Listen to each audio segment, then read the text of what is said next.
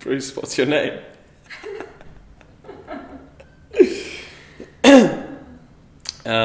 My name's Bruce Galliver, and I'm originally from a small town in Hampshire called Alton, in the south of the UK. I went through a pretty rough period between towards the end of being 18 and towards becoming 19, that sort of period, where I went through quite a bit of emotional challenge. Trauma's maybe a little bit strong, but it was very uncomfortable and very confusing and very threw a lot of ideas about self up into the air after previously being an entirely zestful, energetic, enthusiastic, sprightly young man to being very confused and feeling super low and anxious and just having no idea what the hell was going on as to why all that was happening. And then since then went on a bit of a journey of understanding mentally what had been going on and recovering in that capacity. I was on medication for maybe 8 months and then had a couple of small relapses before discovering mindfulness. So when I was about 21, got into that, started doing that regularly, practicing every day. Felt a lot of release from that, a lot of tightness and intensity, become a bit more spacious and a bit more clarity. A few years down the line after that, so maybe when I was 24, 25, I'd be noticing that during meditation I'd be feeling entirely centered and comfortable in mind and most of my body, but there was still this discomfort and pain in my gut. I'd kind of, I suppose, subconsciously, up until becoming more aware of it, just thought that was a psychological relationship where just that discomfort and anxiety was mental and that this was just physical representation of some of the leftover baggage from that period when I was 18, 19. But then it got worse. And it kept getting worse. So I tried some dieting stuff about 2 years ago, changed to basically zero sugar, high fat, high plant-based primarily diet. Took a load of supplements, took a load of probiotics. Some of them did some positive things, felt some change and some energy release during that. But basically the symptoms would always return. I got really, really sick of that. I got really frustrated and just disappointed that I couldn't get help. Went to the NHS 5 times, took a load of my blood, didn't give me any treatment. Went to a private specialist, an IBS and gut disorder pet specialist, paid £100 for a consultation, sent some stool samples in, didn't really get anywhere with that. So I was right, had enough, taking this in my own hands. At the end of June last year, in 2016, I just went into right, it's research mode and I'm going to figure this out. And so I spent maybe 2-3 months just reading, watching, researching everything I could, alongside going to the NHS and these specialists again to see if I could figure out a way.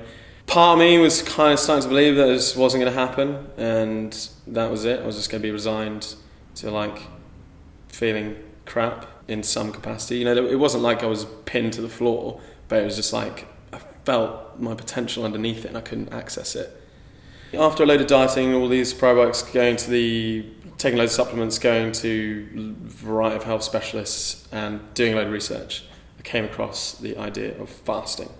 Basically, the premise that underlies water fasting specifically, and just to be clear, water fasting is just water. There's no other intake of anything whatsoever, no pills, no food, no plants, no Cheerios, no nothing, no tea, nothing, zero, water only, that's it. Basically, the underlying premise is basically that the body is fully capable of self-cleansing and self-healing.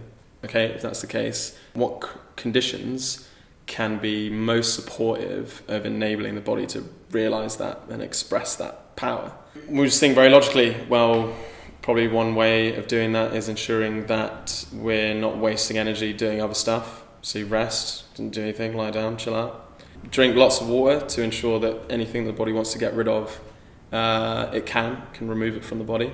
And thirdly, and probably most challengingly, stop eating anything. So you give the digestive system a full break.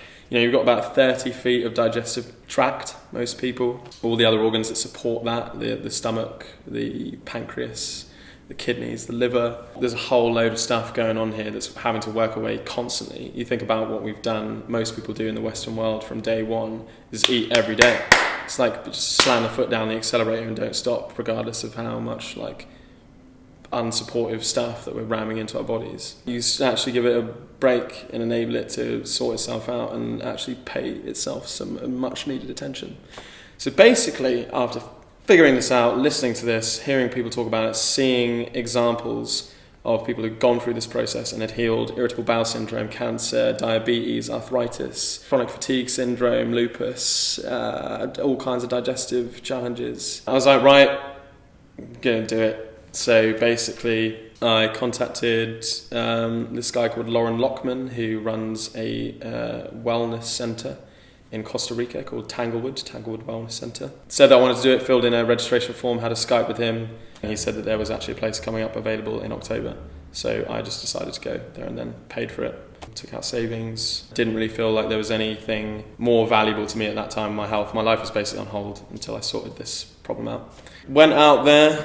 Water fasted, which as I described is resting, drinking water and not eating anything for 26 days, and now I am symptom free.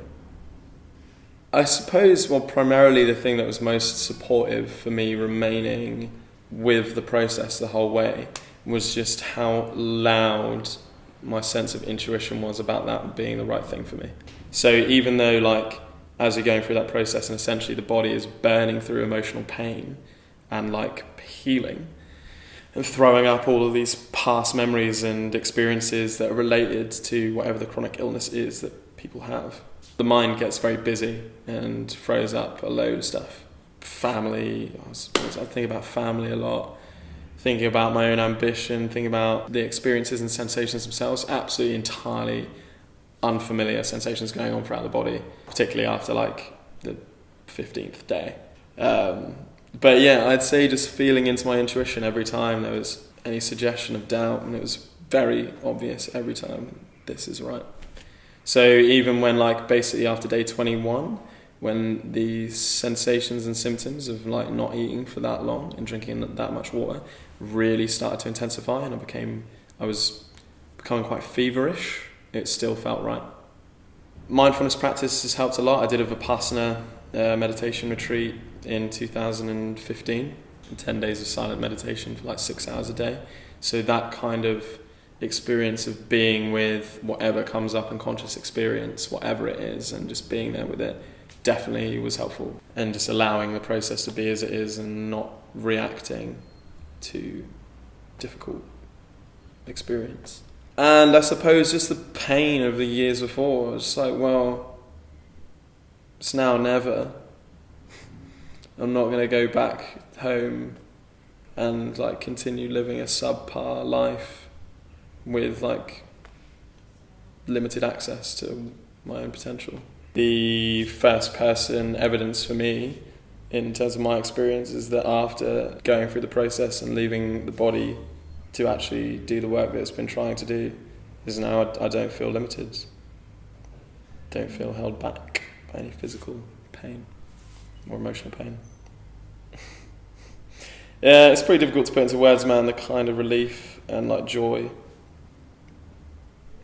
Been many days I've just been sat there and just started crying, just because like I could just be there and not like feel like there's anything that's I'm not capable of. I feel like I have full access to my potential.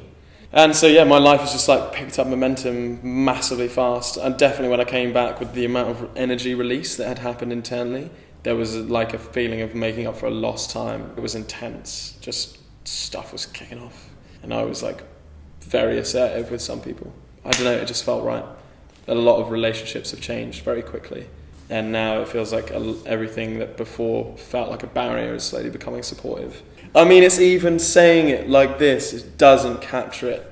I've been overwhelmed. It's weird because obviously like interacting and being like this now, I've been back now for 5 months, and there's an element of a normality creeping in. It's like, okay, just it's fine, it's normal to not feel ill. But like every time that I do get a moment, there's that reflection that comes in, and it's just like, it's gone, it's no more, it's not a thing. I feel like it's essentially when something is too challenging to just broach mentally, the body stores it. And then so a physical process like fasting enables the cleansing because it has to happen on a physical level when it becomes physically trapped.